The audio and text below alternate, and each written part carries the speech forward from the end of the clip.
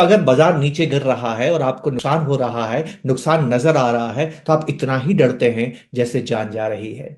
तो दिमाग को धोखा देने का मतलब क्या हुआ? हम सभी जानते हैं प्राण चले जाए तो वापस नहीं आते हैं, लेकिन बाजार नीचे चले जाए तो वापस ऊपर आता है।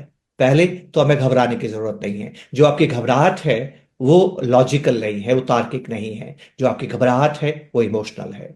दूसरा, आपने इस बात को नहीं माना है कि बाजार कभी भी ऊपर नीचे जा सकता है। आपने इस बात को नहीं माना है कि बाजार में कभी भी गिरावट आ सकती है। इसको मानना बहुत जरूरी है। मैं इस दुनिया में आया हूं तो अपेक्षा करता हूं कि 70 80 90 साल तक जिंदा रहूंगा। इसका यह मतलब नहीं है कि मैं कभी भी नहीं मर सकता हूं। तो जब मेरी शादी हुई तो मैंने दो काम किए। मैं टर्म इंश्योरेंस लेके आया और एसआईपी लेके आया। मेरी पत्नी ने पूछा, आप टर्म इंश्योरेंस क्यों कर रहे हैं? मैंने कहा, अगर मैं अचानक मर गया तो तुम्हारा क्या होगा? फिर वो मेरे से पूछती है कि एसआईपी क्यों कर रहे हैं? मैं कहता हूं, अगर मैं नहीं मरा तो। अब देखिए मुक्ता जी, क्या मुझे मालूम है मैं कब मरूंगा? मैं चाहे कल मर जाऊं, उसके लिए मैंने तैयारी की है। मैं 100 साल जीऊं, उसके लिए तैयारी कर रहा हूं। यही तो इन्वेस्टिंग है, यही तो पोर्टफोलियो है। आप जब पहले से ही जानते हैं कि बाजार कभी भी गिर सकता है, बाजार में उतार चढ़ाव आते हैं, तो आपको दोनों स्थिति के लिए तैयार रहना चाहिए।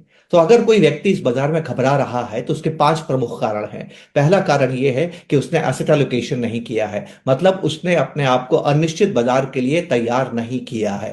दूसरा कारण यह है कि उसके पास शायद वित्तीय सलाहकार नहीं है। तीसरा कारण यह है कि वो बाजार के इतिहास को नहीं जानता है। उसको ऐसा लगता है कि बाजार करने के बाद वापस ऊपर ही नहीं आता है। उसको बाजार के इतिहास जानने की जरूरत है। चौथा कारण यह है कि वो बाजार की प्रकृति और प्रवृत्ति को स्वीकार नहीं करता है, मतलब बाजार में उतार चढ़ाव आते हैं, बाजार कभी भी गिर सकता है। और पांचवा कारण मुक्ता जी ये है कि वो बहुत ज्यादा सोशल मीडिया पे है, रोजाना टीवी देख रहा है और हर दिन बार बार अपने शेयर्स के, म्यूचुअल फंड्स के एनएवीज और भाव देख रहा है। अगर कोई भी व्यक्ति ये करेगा तो बेहद घबराएगा, क्योंकि डर ऐसे ही फैलता है।